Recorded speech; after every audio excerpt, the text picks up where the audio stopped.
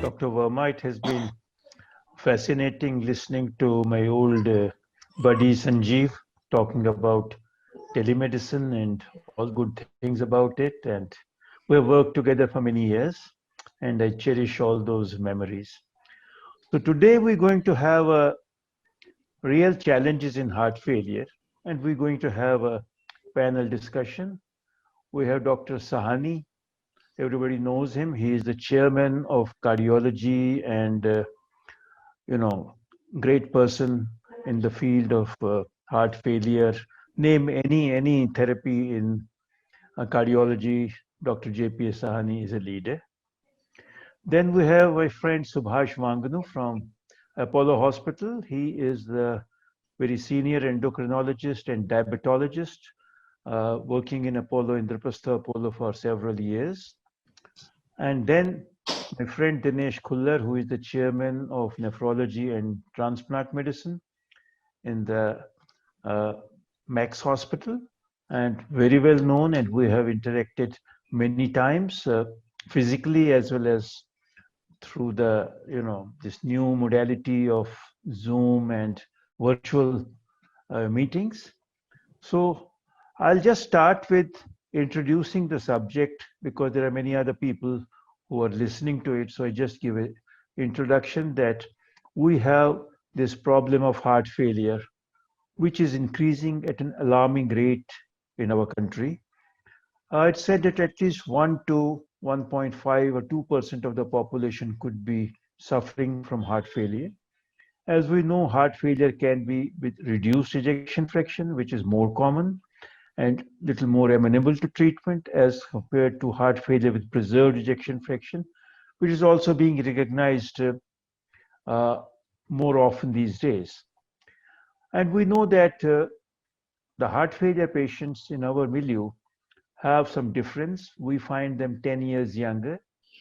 Uh, Males predominate because of various reasons. Females usually do not come forward because of social reasons and many other reasons.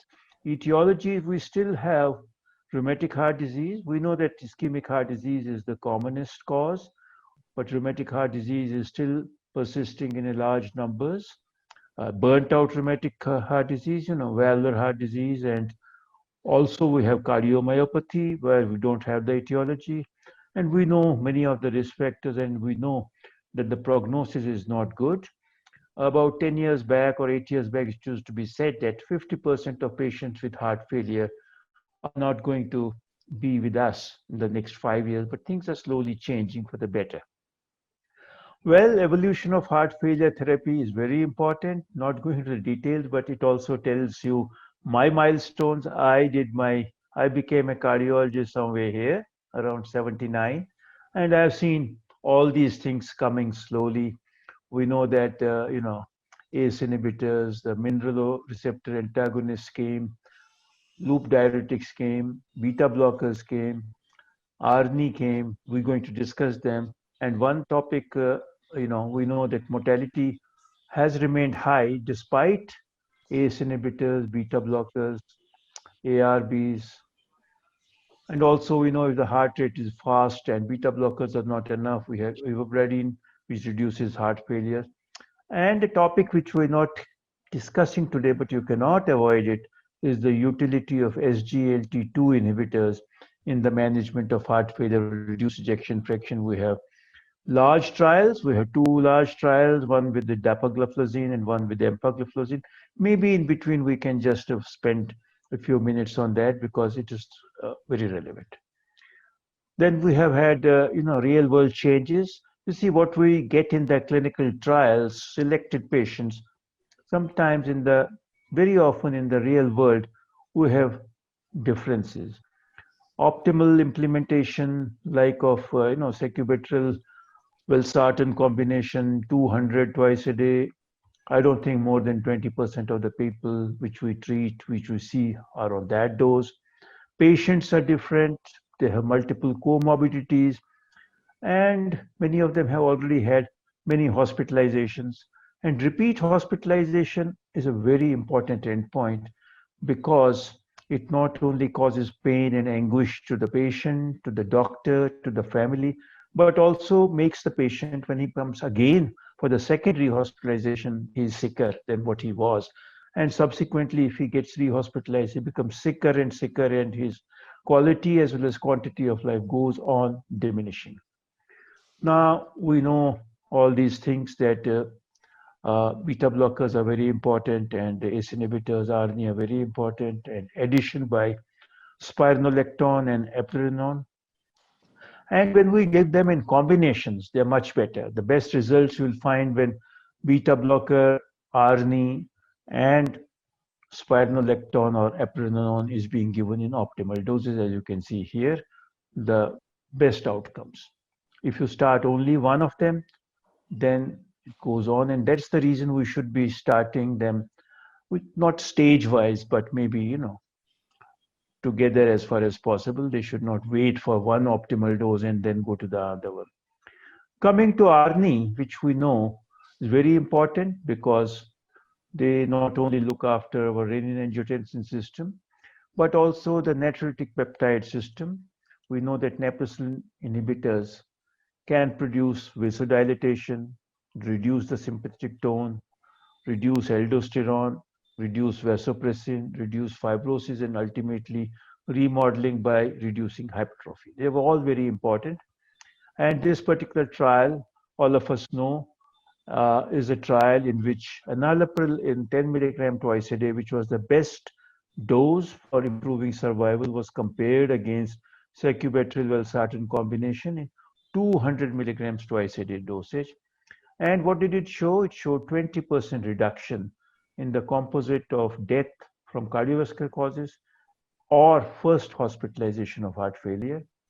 And it also reduced death from cardiovascular causes by 20%, first hospitalization by 21%, and very important, all-cause mortality by 16%, which is very impressive. So with that, I think with this background, I think let us discuss a few cases and we'll, value the opinion of our colleagues who are with us. And let me start with the first case. This is a lady, 55 years of age, with heart failure with reduced ejection fraction. LV ejection fraction is 35%. She is not very symptomatic. She is class 2. The blood pressure is on the lower side, 100 by 80. Heart rate is 66, obviously adequately beta blocked. EGFR is suboptimal. It is 35, a cause of concern with, I think, all the three panelists. Potassium is 4.8, well, normal, but going, close to 5. And she is a diabetic. So it's a complex case, and she is on an optimal dose, whatever she could tolerate, on ACE inhibitors, aldosterone antagonist, and diuretics, and also beta blockers. Now, how do we manage such a patient who has clearly heart failure with reduced ejection fraction? At the same time, the blood pressure is on the lower side.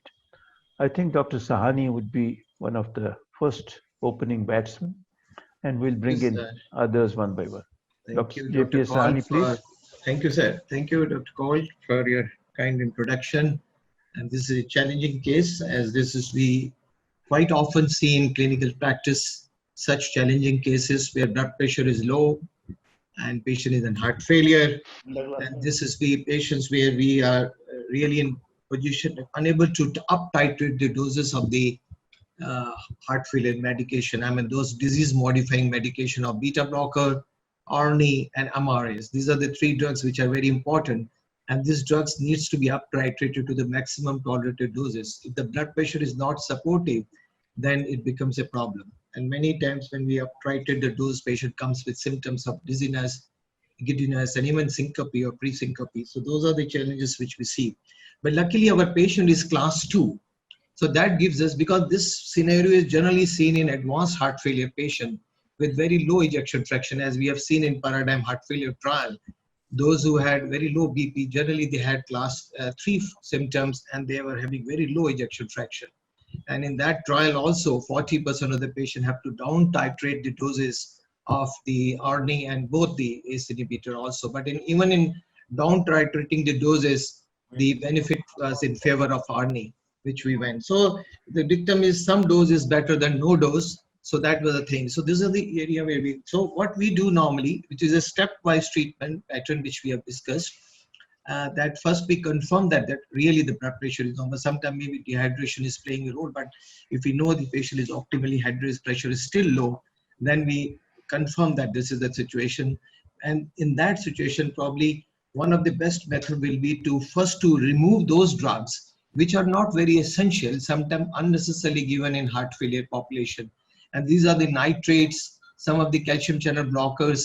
These are the group of drugs which are unnecessarily given to heart failure patient, and they reduce the blood pressure. So we remove them, try to keep the three important drugs and try to put them into maximum titrated, maximum tolerated doses. The second thing will be, since the patient is class 2 symptomatic now, the other thing will be, as the guideline says now, we can reduce the diuretic doses in that situation, because we know that diuretics after some times according to guidelines can be reduced, and we can replace with the up titration of the disease modifying drugs which we want to give it.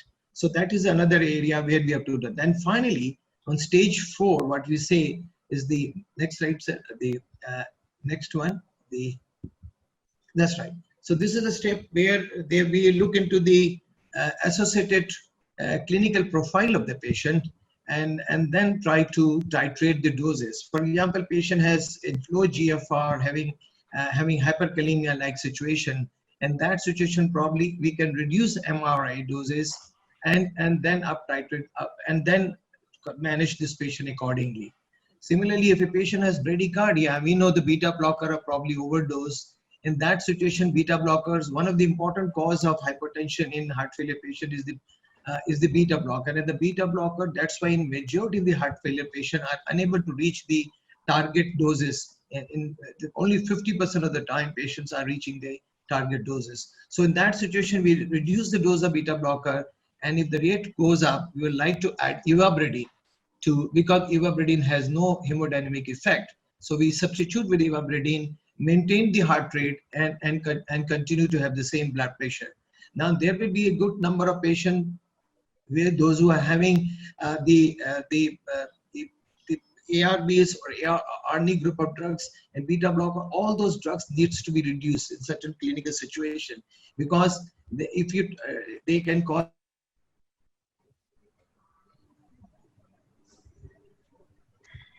not audible. tuning of Yeah. of the drugs should be done in this population, so that we can maintain the blood pressure and gradually up titrate the drugs every 2 weeks interval, so that patient can optimally take the drugs like the beta blockers or ARNI and the MRAs in the maximum tolerated dose. So this is a way we should do and try to manage such type of population. Good. So keeping in mind this particular situation, which you already outlined, so is a therapy with ARNI going to be beneficial more than the previous therapy he was on in patients who have, borderline blood pressures? People are scared, Yeah. give ARNI and further pressure might come down and get into problems. So wait. Yeah.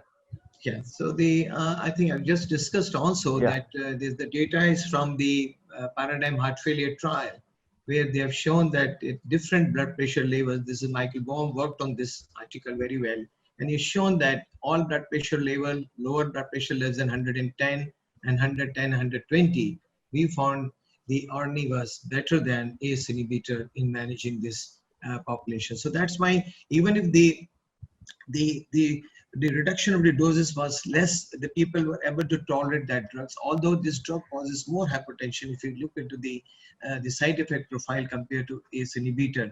But even if we reduce the doses of this patient, then also the beneficial effect was same as the general trial. So it went in favor of ARNI even in reduced doses compared to the ACE inhibitor. Absolutely. So Dr. Khullar, now the patient's EGFR is 35. and you've seen the other problems this patient has, does it, make a serious concern in your mind? Yes, certainly, because that was precisely the reason why the term cardiorenal syndrome, as we all know, was coined. Because we know how much impact heart can have onto the kidney function and vice versa. If we look at the prevalence of CKD in heart failure, as you can see here, 30 to 60% of patients with heart failure have reached criteria for labeling them as chronic kidney disease. And about 30% of acute decompensated heart failure patients have creatinine values more than 2. If we look at the incidence of congestive heart failure in our patients of chronic kidney disease, the incidence is very, very high, and it's threefold higher. So we can easily say as nephrologists that most of the times we lose our patients with advanced stages of chronic kidney disease to heart disease, be it atherosclerotic or heart failure. So certainly we know what kind of interaction one can have. If we are looking at chronic kidney disease, it can cause heart failure because we know they have invariably very high blood pressures, they have vascular calcification, and so many times there are common factors like diabetes and smoking, which is accounting for that. So there's a very high incidence of heart failure in our chronic kidney disease patients. And on the other hand, what we know for sure is that in the presence of significant heart failure, the renal perfusion suffers. And as a result of hypoperfusion, there is venous congestion, there is activation of RAS system, and that's why kidney suffers. So it's one affecting either way. And so many times when we are trying to manage, it is basically at the cost of the other organs function. What I'm referring to is if you overly diurese them, it's obviously good for the heart, but certainly detrimental to the kidney function. And as well, when we give them ACE inhibitors and receptor blockers or ARNI as an extension of that, there could be at least that initial physiological decline in the renal function, which we must account and keep into consideration before allowing these patients the continuation of this therapy. So certainly the answer to that question is has been the reason why cardiorenal syndrome was coined. Great. Subhash, Yeah. what do you say? He's a diabetic and all this bothers you a lot? Of course, because we know that diabetics are already at a risk of hospitalization for the heart failure and the heart failure, number one. And we need to know what kind of a treatment this patient is going to receive for diabetes, because that matters to me.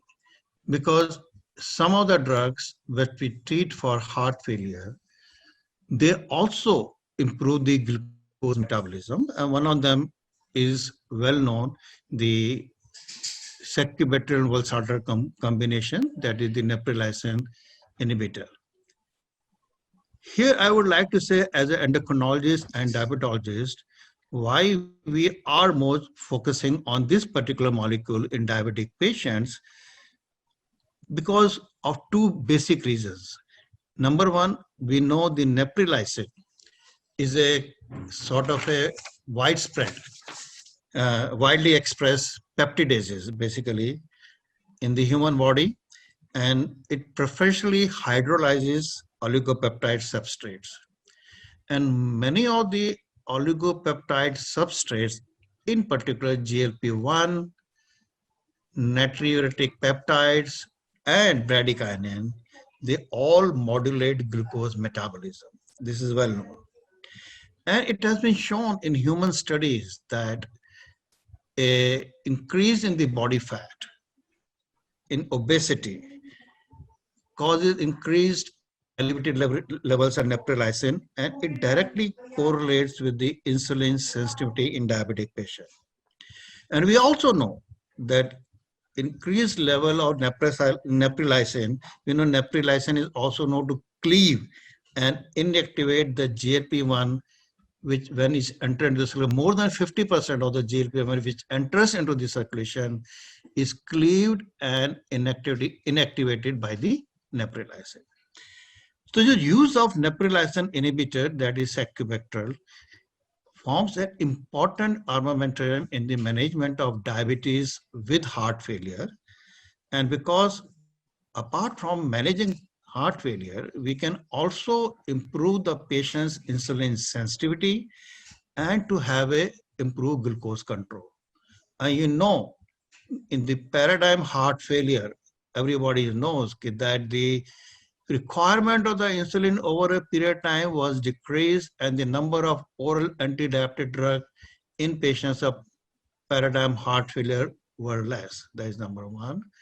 And we had to use this drug neprilysin inhibitor alone. We can't use it alone. We had to use with the RAS inhibitor, because what happens in diabetics, if you use the neprilysin inhibitor alone, it also increases the angiotensin 2 because of the impact on the RAS system. And this increase angiotensin 2 will also increase the insulin resistance. So as a separate drug is not going to work in diabetics. You have to work along with the valsartan and ARB angiotensin receptor blockers in order to counterbalance the impact of elevated angiotensin 2 because of the neprilysin alone. And that is why we need to add a ARB along with the neprilysin inhibitor. So this is important from a diabetic point of view. Number two, because it improves the insulin sensitivity, the patient is already on insulin and we add this drug as a treatment of the heart failure. This will also reduce the insulin requirement in this patient, which was obvious in paradigm heart failure. And also, if the patient is on number of oral antidiabetic drug, it will also reduce the number of oral antidiabetic drug. Now, coming to a basic question, we know that diabetes and heart failure, as an endocrinologist, what I do, because even in pre-diabetes, we have seen the increased incidence of the heart failure. And the increased incidence was quartiles of the different levels of NT-proBNP, whether in the normoglycemia, dysglycemia, pre-diabetes, diabetes, and the frank diabetes. The quartiles of the NT-proBNP directly dictates whether the patient is prone to develop heart failure or not. And there increased 12-fold increase in the risk of heart failure in diabetics, those who have higher range of NT-proBNP compared to the lower range. And also the 3-fold increased risk of heart failure in patient with type 2 diabetes with 1 standard deviation increase in the NT-proBNP. These are the two important factors. So we know the higher value of the NT-proBNP is significantly associated with a higher risk of heart failure incidence and in the progression of the. Again, I must tell you that Dr. Upinder Kaul told the CV death and the heart failure hospitalization in diabetes as compared to the non-diabetics all depended upon the quartiles of the underlying NT-proBNP, and the hazard ratio keep on increasing from the quartile number 1 if the NT-proBNP is less than 628, and then quartile 2 with the 628 to 1340, and when the patient's the NT-proBNP is more than 1342, the hazard ratio goes high as 3.35. So NT-proBNP level in diabetes more than 1300 increases the risk of CV death as well as hospitalization, heart failure hospitalization 3 times in patients who are already having heart failure with the reduced ejection fraction. This is in connection with the diabetes. And also all-cause mortality, Dr. Kaul told you, in patient with HF, reduced ejection fraction with diabetes, also again depend upon the prognostic value of the underlying NT-proBNP. It also predicts the all-cause mortality, and the all-cause mortality increases 3 times more when the NT-proBNP is in the 3rd quartile more than 1342. This is as per the endocrinologist. What I'm supposed to do, that along with the RNA, what advantages as an endocrinologist I will get in this particular patient with heart failure, reduced ejection fraction, and the diabetes. And you told me that question of SGLT2 will also come. But till now, the label says that we can't use SGLT2 in patients with the eGFR of less than 40. But till now, the label is going to change because of the DAPA-CKD. We'll come to SGLT2 little. with you only. So keep it in store. Okay, thank you, Subhash, for so well elucidating your point of view, having in mind that patient is a diabetic with CKD. Now coming back to my friend Dr. Sahani, how would you manage this particular patient who is developing a reduction in EGFR?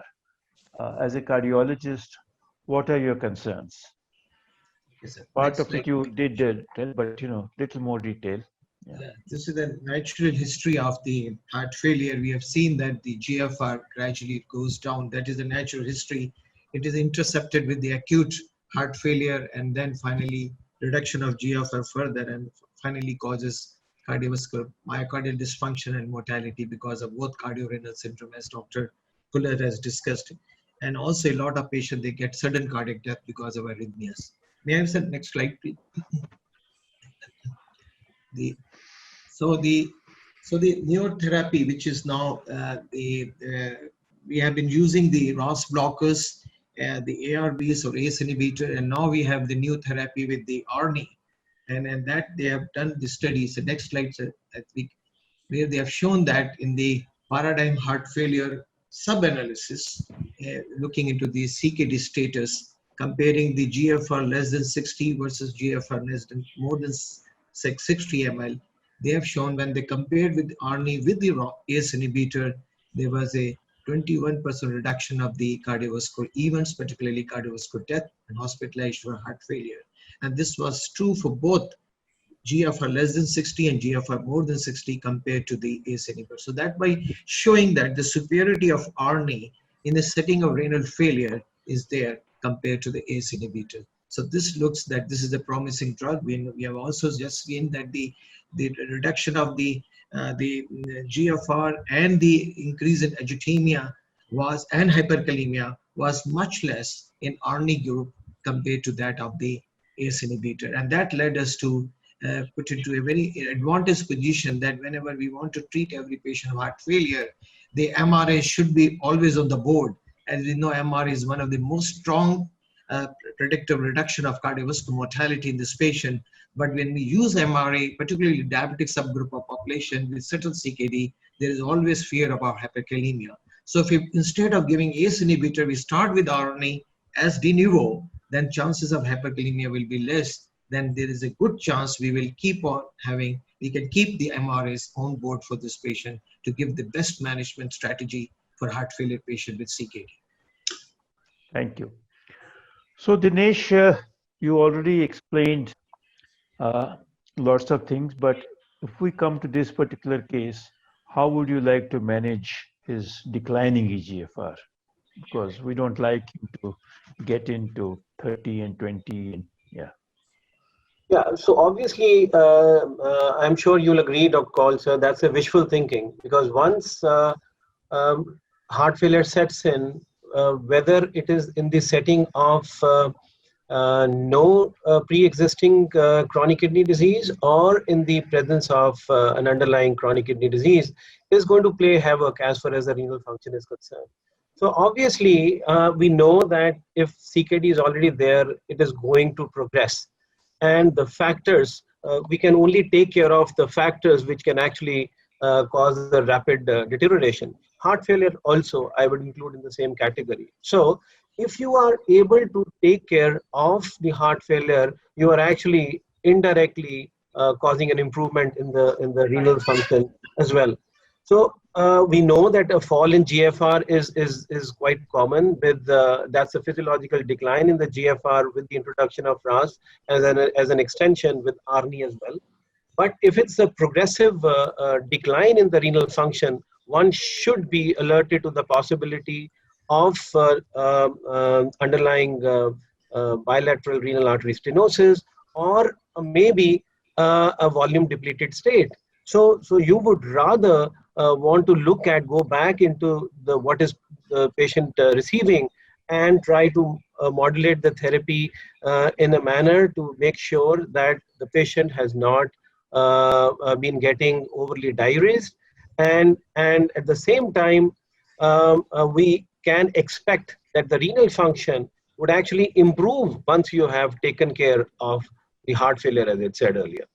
Now, what we have seen with the trials is that if you use ARNI as compared to enalapril, as in this, the rate of reduction on GFR was 10.2 ml per minute in the enalapril group as compared to 7.8 in the ARNI group. So between the two, if you have to choose, and I think the shift is going to more favoring ARNI as compared to ACE inhibitors or ARBs alone. So I think if you can get a benefit of preservation of GFR with the help of ARNI, I'm sure one would want to use ARNI as compared to just a plain RAS blocker.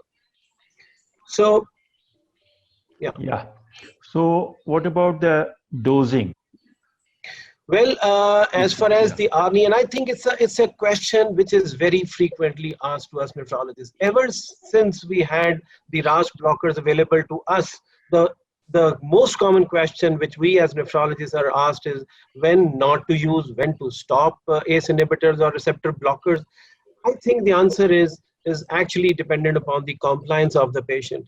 If you know that your patient is compliant, will come back to you with the next report of GFR and potassium, you can be bold enough. You can start irrespective of the GFR at the beginning.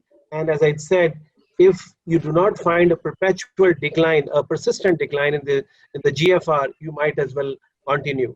But when it comes to some guidelines, there is no dose modification of ARNI when it comes to mild to moderate renal dysfunction if the GFR is more than 30. But if the GFR is less than 30, the starting dose should be kept below 50 milligrams, and that could be in two divided dosages. I mean, 50 milligrams twice a day is what we generally want to prefer to give. But with patients who have a more advanced renal insufficiency, we can go even as low as 25 milligrams twice daily and up titrate the dose and do it at 2 to 4 weeks duration. And rather than having a desired dose of 200 milligrams twice a day, we may want to stop at just about 100 milligrams. But then this has to be taken on a case-by-case basis.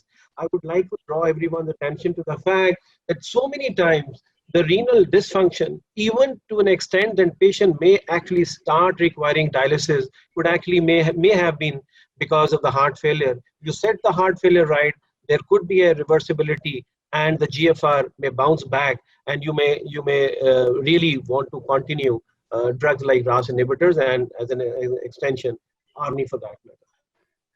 Yeah, and vice versa also, we're seeing that, patients who have severe LV dysfunction and have chronic kidney disease, they undergo transplantation, and you see the heart function recovering, and some of them become normal.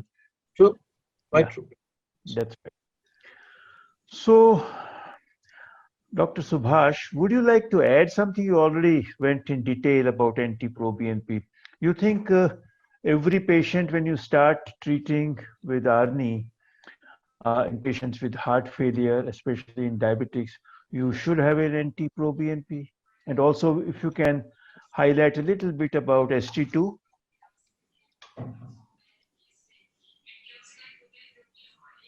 Yeah, you're muted. Heart failure is one condition in diabetes which basically needs very important consideration in the sense that there's an increasing rise of heart failure incidence in diabetics right from the beginning of the pre-diabetic stage. I think there are many reported cases in the literature that even the pre-diabetics, the heart failure continues to impose a risk in the near future. That is number one. And primarily, which may be a pre-heart failure, and sometimes what I've been seeing in my clinical practice, that majority of the patients, when they develop diabetes, and when we do a routine echocardiography, what I see from the cardiologist, that the patient is having grade 1 LV diastolic dysfunction. And this is primarily seen in almost in all the patients. So sometimes I get surprised that this condition patient is absolutely asymptomatic, no symptoms, and that is why the patient is still showing a grade 1 LV diastolic dysfunction. So this is important, the role of NT-proBNP. While we are screening diabetic patient in our clinic, every patient cannot undergo echocardiography to see the structural defects in the LV systolic dysfunction, LV diastolic dysfunction. A simple routine screening. One of the important screening apart from the NT-proBNP is the use of the microalbuminuria. I think Dr. Sahni will agree with me that microalbuminuria is also an independent risk factor for the future development of the cardiovascular disease. So we do routinely MAU in patient, and where the patient has some symptoms, mild symptom in the mild breathlessness, I will always advise the patient to go for NT-proBNP, because you can see the literature is flooded. The prognostic value of NT-proBNP in patients with diabetes, but those with the reduced ejection fraction. But I am going beyond the reduced ejection fraction. Even the patient, I will tell you that in trial with the Sevatemi, where the saxagliptin was used, where there was an increased incidence of the hospital for heart failure with the saxagliptin, only those patients who are recruited, those elderly diabetic patients where there was a elevated baseline NT-proBNP, they had the more incidence of hospitalization for the heart failure. So that came as a black box warning from the FDA about the saxagliptin, which was a sort of a molecular effect, not a class effect, because later all the molecules didn't show the same finding. So as an endocrinologist, I can show the benefit of the ARNI in patients of treating heart failure. I took double-edged sword, and the prognostic value of the ARNI in patients who are already reduced ejection fraction for the future and progression of the heart failure depends upon the quartiles of the NT-proBNP. And the quartiles, I basically explained, the rising levels of the NT-proBNP is basically responsible for the rising incidence of the heart failure, and more than 1,340 levels of the picogram per ml of the NT-proBNP is associated with increased all-cause mortality and the heart failure incidence. Great. So I think you already covered the diabetes and insulin part, so no point Yes. of repeating it. If you could just give one line, do you use ST2 as a marker? SGLT2? ST2, which again is a heart failure marker. Prognosis. Yes. Yeah. We don't use it routinely, only the cardiologists in our hospital. I don't use it routinely.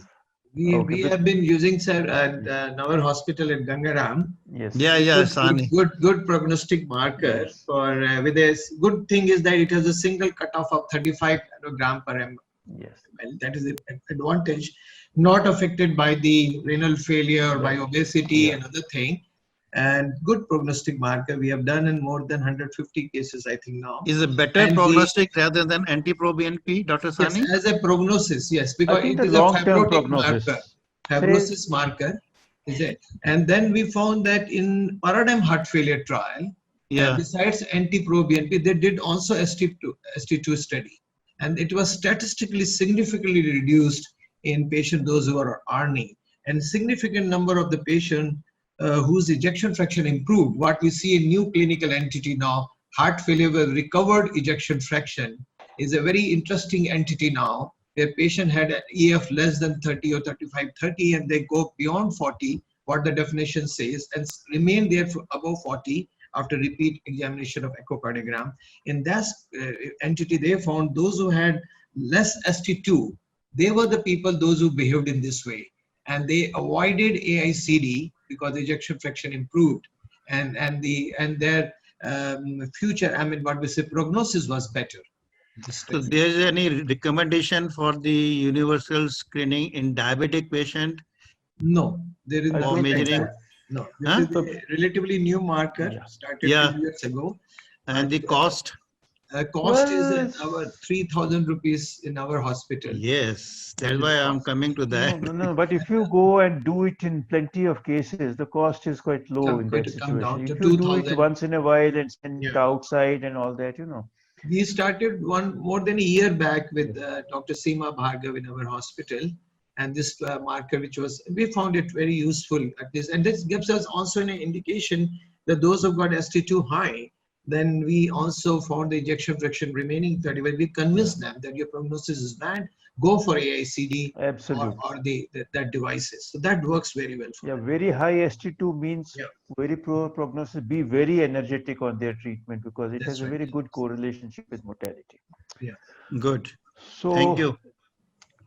Dr. Sahni, Yes, hyperkalemia, hyperkalemia we discussed would you like to manage also while discussing. hyperkalemia? How do Yeah, you? that's what we were discussing. We partly discussed also that the hyperkalemia is not that infrequent in heart failure patients, particularly when they are diabetic with CKD underlying, or subtle CKD, what we say. And secondly, they are on RAS blockers or on ARNI and also MRAs. So it is a very common, it's not that uncommon situation. So only cutoff guideline suggestion is that above 5.5 potassium, we should be careful.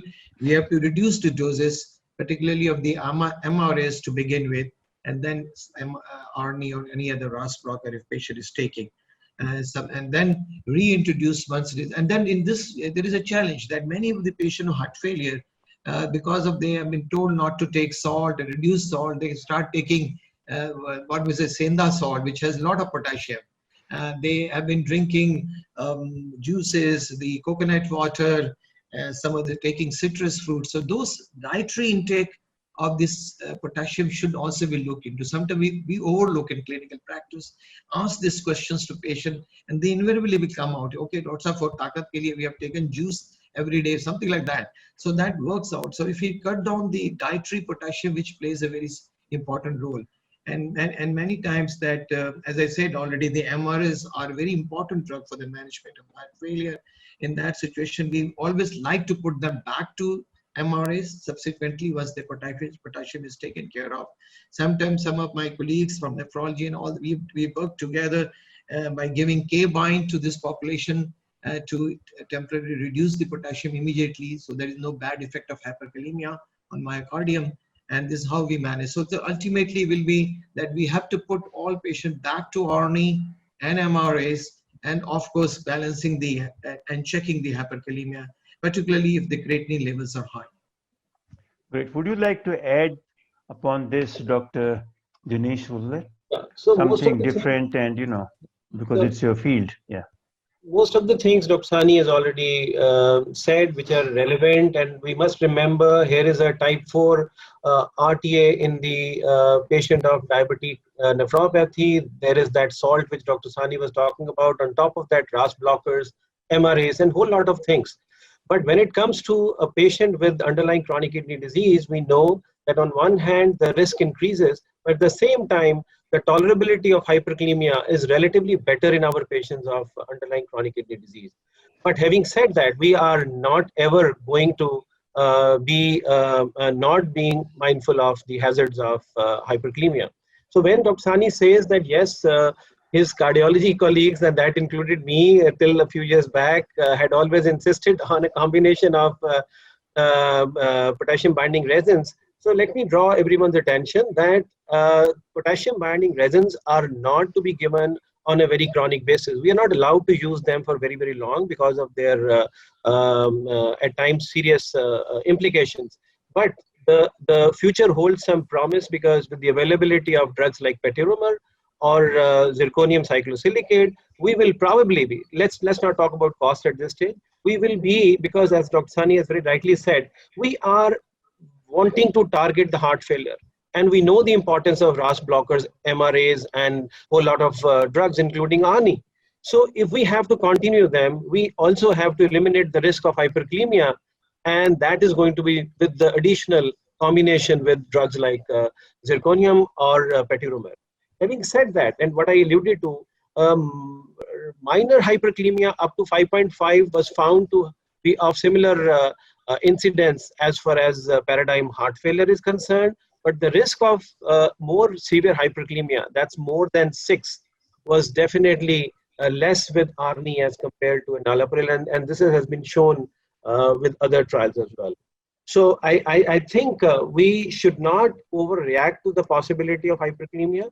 yet at the same time try to keep potassium under control, and yet should be able to use the very impressive class of these drugs, which we have learned over the years.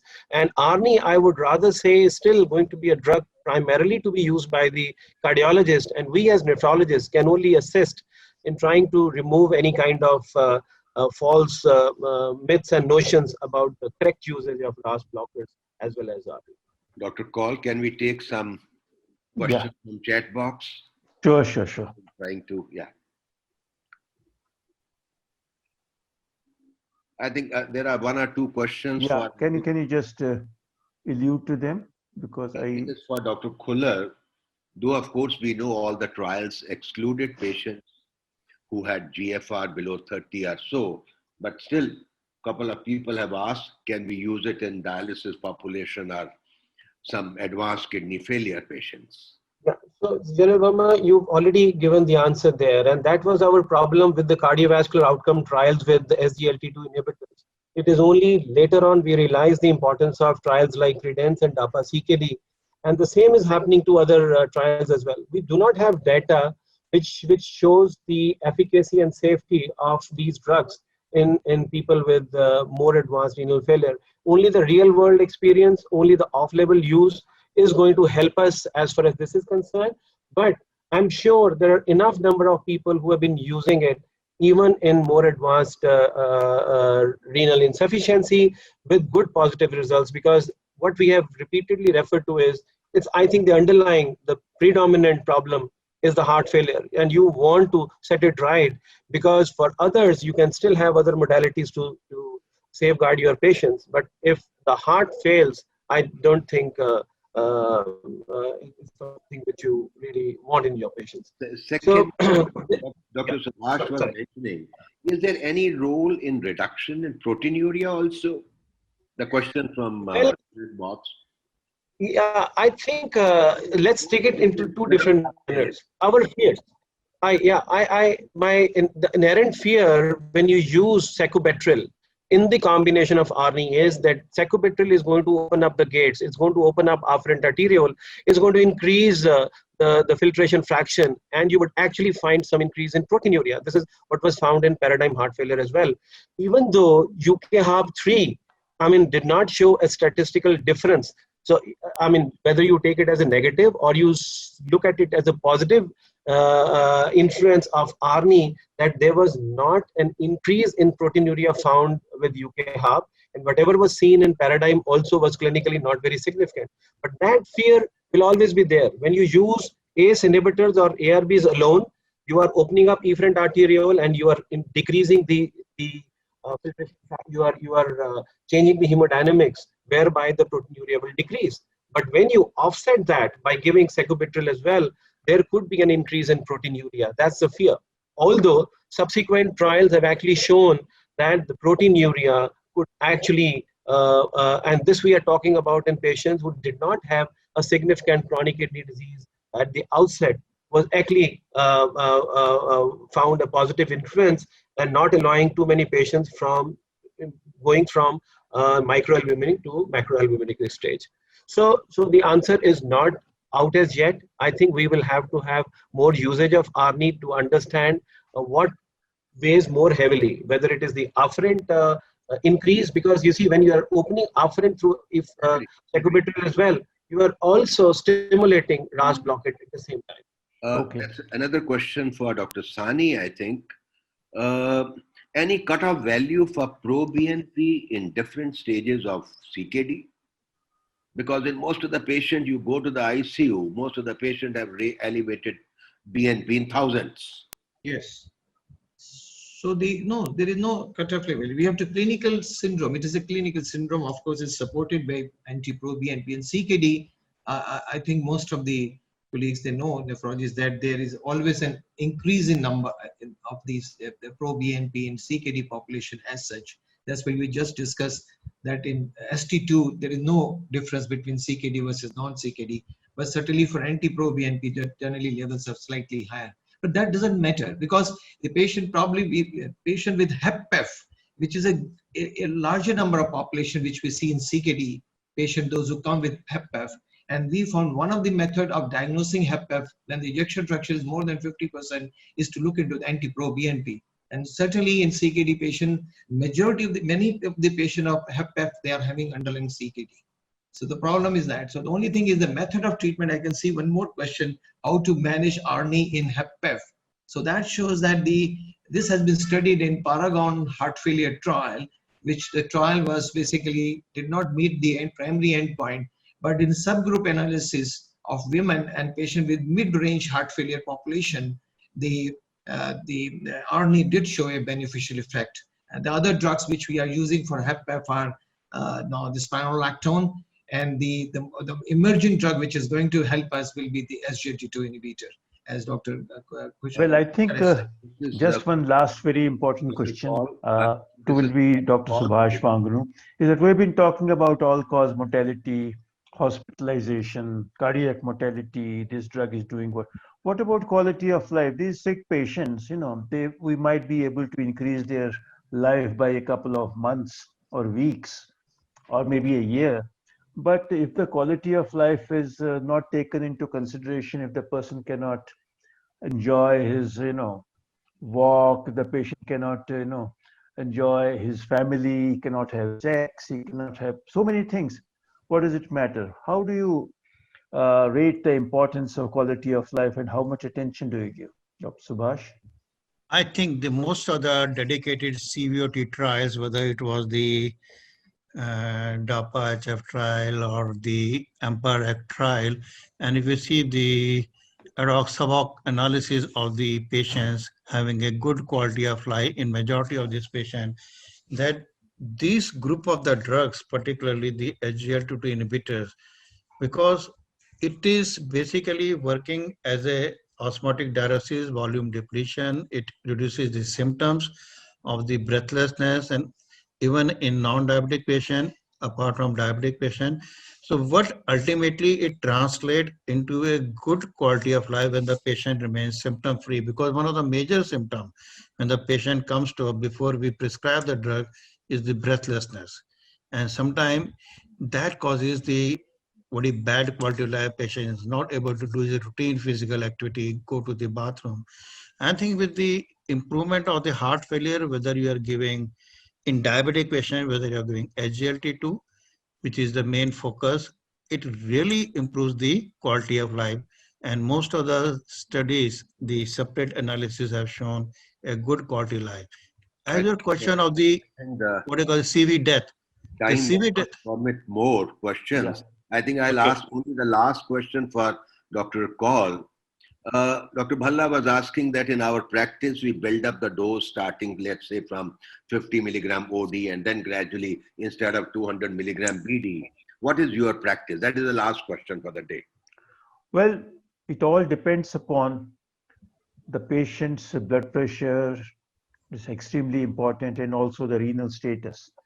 So usually one starts with a small dose of 50 twice a day because, first dose hypotension and problems are there. But at the same time, you don't have to wait for 1 month to increase the dosage. You can rapidly go up. Maybe after a few days, you've mobilized him, go to 100 twice a day.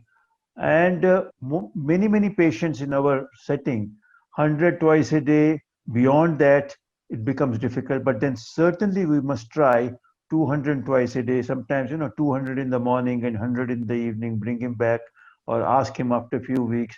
If he can tolerate 200 twice a day without getting any other, potassium problems and other things, that is the best. But I think beginning has to be small dose, and then one has to escalate it, and one doesn't have to wait for too long to escalate it. I think. And how frequently, how quickly we have to escalate the dose after how many? You mentioned it just 2-3 days, 2-3 days. Yeah, I think you can escalate the dose if the patient is tolerating 50 twice a day, maybe after 3 to 4 days also. But there are some people who do not tolerate even 50 twice a day. You have to sometimes cut the tablet into 25 twice a day, start it, and then go to 50. Depends upon at what pressures you're starting it. It's very important to give the patient the drug and allow the patient to take it for some time. You don't stop it altogether. If you start with a high dose, you'll stop it.